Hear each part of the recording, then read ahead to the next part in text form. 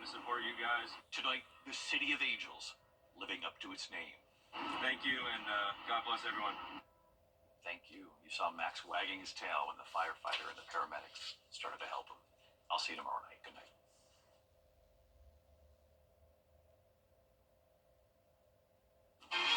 The cold continues all of this week and next week. We are staying below average, and we're also going to have some rain in the forecast by this weekend. I'll have all those details coming up. Right now on News Channel 67, Aiken's downtown hotel project moves forward. We take a look at the newest plans. Plus, Augusta starting the new year wanting a tax increase, where money from this increase to the hotel tax would go. And Governor Henry McMaster unveils his budget recommendations for this year. We'll take a look at his suggestions as your News at 7 starts now. Live from Television Park, this is WJBF News Channel 6 at 7.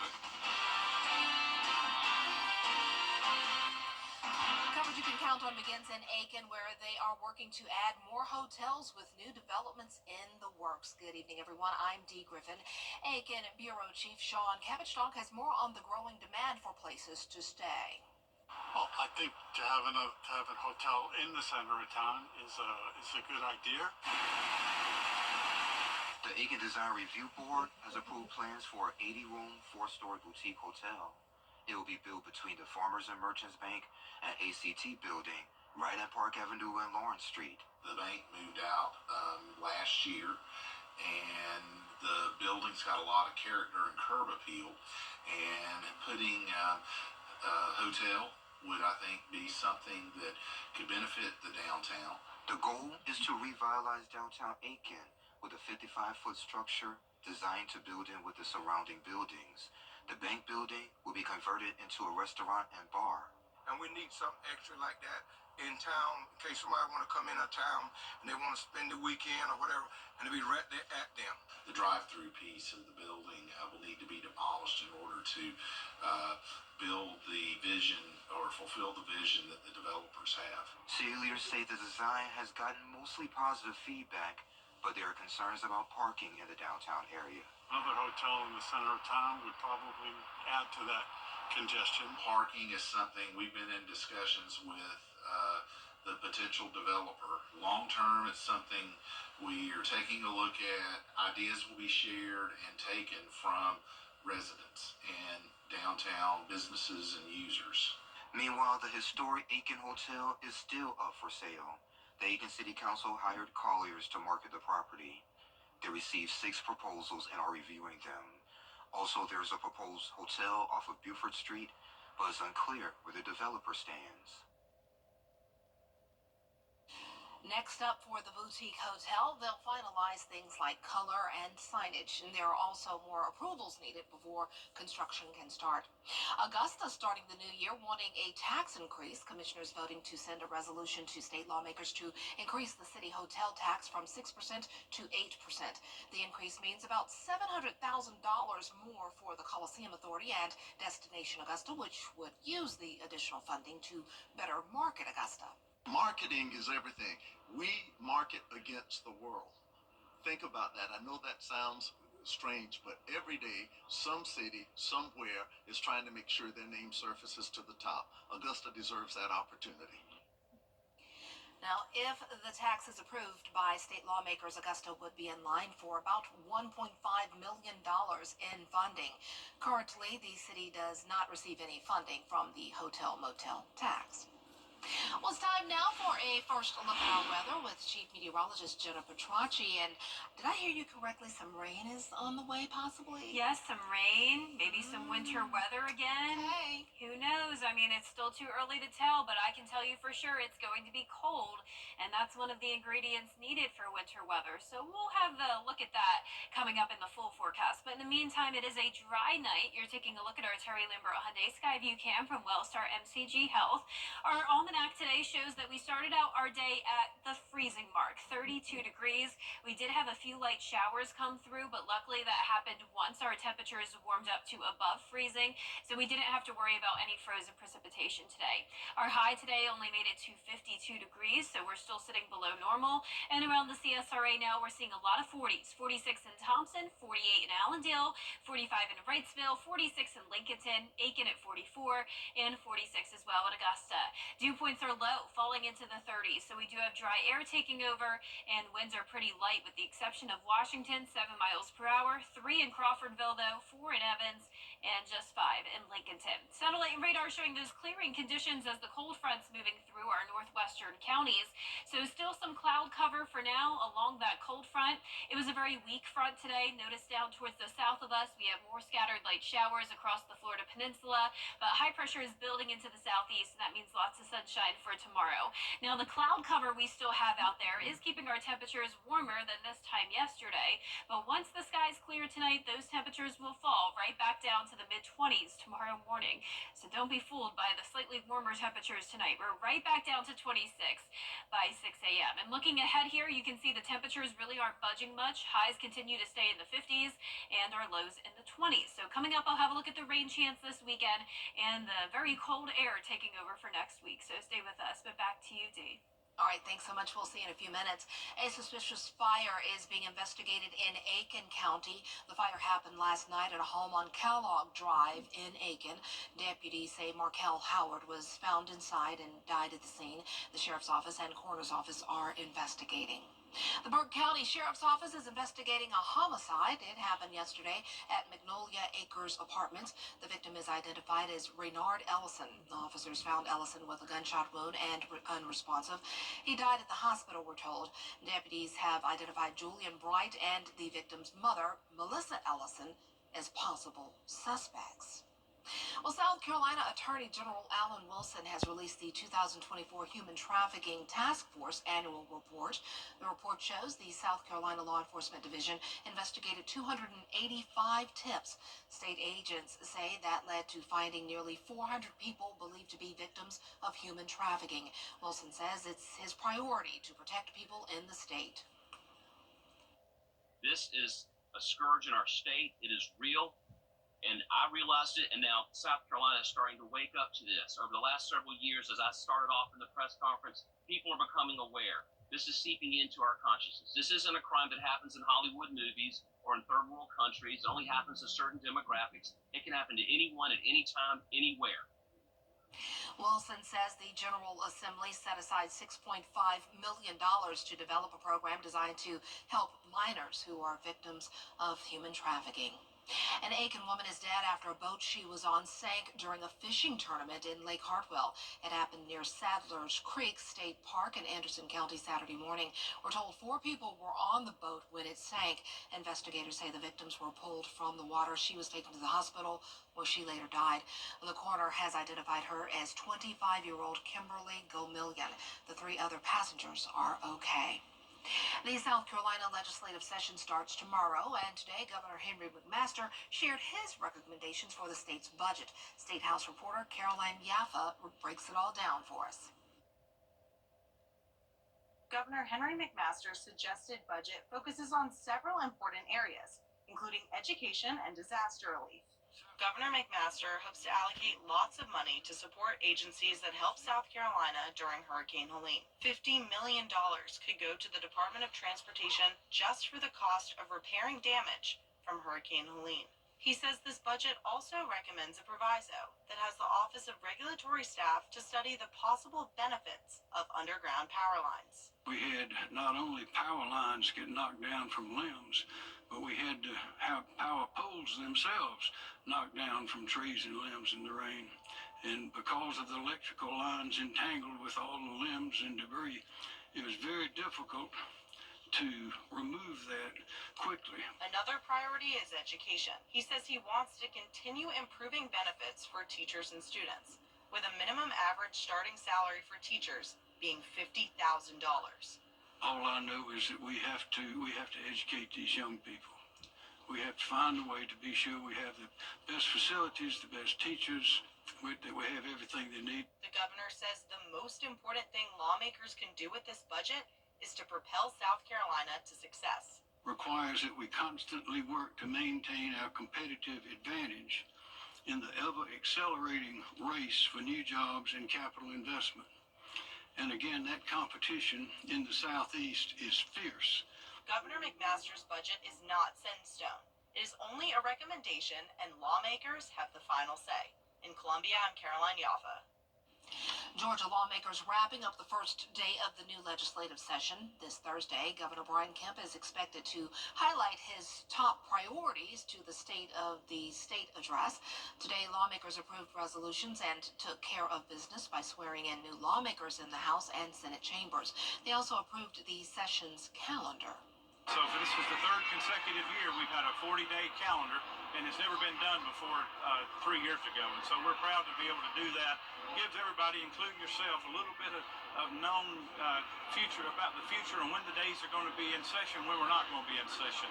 And then there was another resolution that continued the investigation committee, the Special Investigative Committee in the Senate that was started last year on District Attorney Fonnie Willis. Lawmakers will hear from state leaders, including Georgia Governor Brian Kemp and Attorney General Chris Carr tomorrow at the Eggs and Issues breakfast. The Richmond County School Board announcing changes in leadership at their reorganization meeting today. In a 7-3 vote, board members approving Shonda Stovall as the school board's new president for the upcoming school year. Ed Lowry is also promoted to vice president in a 9-1 vote. Stovall has been with the school board representing District 1 since 2020, serving as vice president for the past 2 years. Lowry was sworn in April of 2023, representing District 6. It's exciting, and I'm happy to represent our board in that capacity. Excited to work with the new board that we have going on. I'm excited to represent Richmond County Board of Education. The second half of the school year must continue to go on. It'll be time for testing and other things. Graduation is coming up. So we're just looking forward and everyone working together, even our community, and making Richmond County school system nimble. Number 1, that is the goal. It's also been over a month since Dr. Melinda Cobb was appointed as interim superintendent. School leaders say they plan to start the process of hiring a permanent superintendent soon. Well, coming up, President Trump's inauguration ceremony is just... The sun will return tomorrow with below normal temperatures sticking around even into next week. We'll have a little bit of a warm up this weekend with those rain chances, but next week will be even colder than it is right now. Coming up, I'll have a look at your full Viper 6 forecast. Welcome to Counter... Attention, this is a once-in-a-lifetime opportunity at our Interiors Market store. We are moving across the street to join Weinberger's Furniture, and everything in this building must go. Get jaw-dropping deals on paint, pennies on the dollar. Hurry, supplies are limited, and these deals will go fast. Join us at Interiors Market for this epic liquidation sale. Get here quick for the best deals. Now, your most accurate forecast with WJBF Live Viper 6. Welcome back. So this is what I was talking about when I said clearing skies during Border Bowl on Saturday. And check out this awesome shot captured by our very own WJBF employee, Scott Elledge. This was taken over Strom Thurmond High School's football field. Really cool view here. And of course, I heard from all of my coworkers that it was cold. The winds were pretty strong and the temperatures really fell down drastically with those clear skies, of course, once the game was wrapping up. So thank you, Scott, for sharing that photo. And if you have any cool weather photos you'd like me to share, be sure to send them via my Facebook page or email. So we do have clearing skies again tonight. It was definitely a very cloudy Monday for us, but now we have a weak cold front coming through. That's going to drop our temperatures again tonight with the clear skies. Now down to the south of us, we have scattered showers in southern Georgia and across the Florida Peninsula. Now, once the skies clear tonight, you'll want to bring your eyes to the sky as we do have a beautiful full moon for the first time in 2025. This is known as the Wolf Moon, and it actually covers Mars, which is pretty cool. So this will stick around for the next 3 days. It peaked with its highest illumination around 5:27 today, but you'll still see it over the next few days. And tomorrow you'll have a better shot at it since we will have nice clear skies. Right now on our Terry Lambert Hyundai Skyview cam in Waynesboro, you can't tell, but it is cloudy out there. 46 degrees, south wind of 3 miles per hour, dew point of 34, mid 40s for the most part tonight, and then by tomorrow morning, we're falling down to 26 degrees. Back into the low to mid 50s in the afternoon. Lots of sunshine to enjoy with no rain in the forecast for now. This weekend, there is a decent chance of rain, though, so prepare for that. We are going to be warming up a bit, but with the warmer temperatures does come all of this rain. So here's a look at noon on Saturday. This latest model run now bringing in the rain a little bit earlier, and once that front clears, we could still have some lingering showers as we go into our Sunday morning and throughout the daytime on Sunday. And notice the blue up there representing some winter weather. That will not be impacting us because of the slight warm up that we're seeing. So notice we're actually going to be pushing 60 degrees as we go into this weekend, and then the cold air takes over again on Monday. So we will have Arctic air for this next week of January. So it looks like really the entire month of January is pretty cold. And as you know, we did have our taste of winter weather on Friday. We picked up 1 inch of snow and sleet. Now, as we look at the recent snow events, 2014, as you all know, with the ice storm was a very active year. Now, we'll see if this year ends up being similar. Of course, we hope not, but for all the snow lovers out there, you could be in luck as we go into the middle of next week. We will have the cold air in place, and there is a chance that we could have a Gulf low forming, and if that happens, we could have another round of winter weather. Still way too early to tell, but we will keep you updated on that. Lows tonight will be in the mid to upper 20s, highs tomorrow in the upper 40s to low 50s, and that 10-day forecast showing sunny and dry weather all week long. Cloudy skies with the rain chances Saturday and Sunday as we warm up a bit, and then highs only near 40 degrees early next week. And we'll be right back. Ready to develop more than a career? Science Co. Morley Solvay, a global to develop more than a career? Science Co. Morley Solvay, a global leader in science and engineering, is hiring right here in Augusta. Chemical engineers, instrument and electrical engineers, and maintenance technician. Apply at scienceco.com/career. The CSRA's favorite news app is now even better with easier access to local news, weather, and streaming video. Download the News Channel 6 mobile app. The NFL's opening playoff weekend ends with a Monday night game, this one relocating from Los Angeles to Arizona due to the wildfires. Ike Ojachi has a preview of tonight's game as the Minnesota Vikings and Los Angeles Rams look to keep their seasons alive. NFL Wildcard Weekend wraps up tonight on ABC with a playoff matchup between the Minnesota Vikings and Los Angeles Rams. The league making the decision to move the game to State Farm Stadium in Glendale, Arizona, as the devastating wildfires in California caused concerns for public safety. The Rams earning a home game after winning the NFC West division. Obviously, it sucks to move a home playoff game, but just for, it sucks worse for, Southern California to go through this. The Vikings making NFL history as the first team with 14 wins to fall short of a division title. Quarterback Sam Darnold, coming off a career season, is gearing up for his first ever playoff game. This is the time when, whether, guys are in the league for a long time, whether they've been with the same team for a long time, whether they're going, bouncing around the league, it's kind of, where legacies, I guess, are made. Looking 50 years down the line, that's what people are going to remember. Rams quarterback Matthew Stafford hoping to give LA fans something to cheer for. Every time we suit up, we're the Los Angeles Rams. We play for the people in this community, the people that support us, and this week will be, another example of that, obviously. And, it's I'm sure, hopefully, a great escape for people who've been going through a lot of tough times. Ike Ojachi, ABC News, New York. The rooms to go New Year's Burke. Well, phone calls seem harmless enough unless you're part of Gen Z. Phone calls make teens and 20-somethings super anxious, apparently. It's known as telephonophobia, and psychologists say it's a real problem. Younger people are used to communicating on Instagram and Snapchat. Not to worry, though. The The folks at Nottingham College in the UK are here to help. The school is offering coaching sessions on phone confidence and etiquette. I know for my kid, it's hard to keep him on the phone. He wants to get on and off. He doesn't like the phone. He does not like the phone at all. This is calling me out because I literally received a phone call this morning, and yes, I texted them back instead of calling back, and then they called again. And you're like, and then I answered that time. Let's text each other. Yeah, I agree with that. Not a big fan of talking on the phone. Oh, wow. FaceTime's great though. Yeah, every now and then. Yeah. Just don't do it in the store like a lot of people. Exactly. Well, for our forecast this week, it's going to be sunny and dry. Then we have rain moving in this weekend, and it is staying cold all this week and next week, Dee. All right, want to give a big shout out to all of my friends and family who are members of Delta Sigma Theta Sorority Incorporated. Happy Founders Day, especially their former international president and Dr. Louise Rice, who is one of my favorite people in the whole wide world. Happy Founders Day, devastating divas. Have a great evening.